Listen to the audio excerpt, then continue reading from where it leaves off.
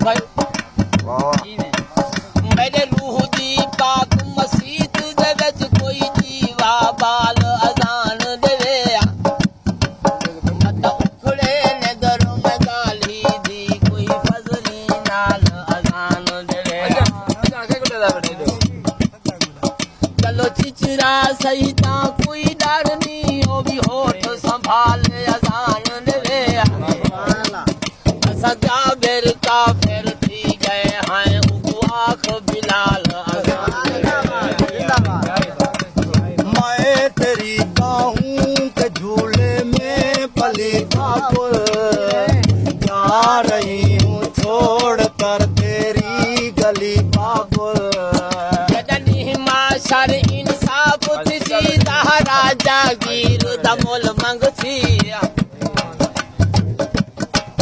ایڈا پانی ہاتھیں بخشایو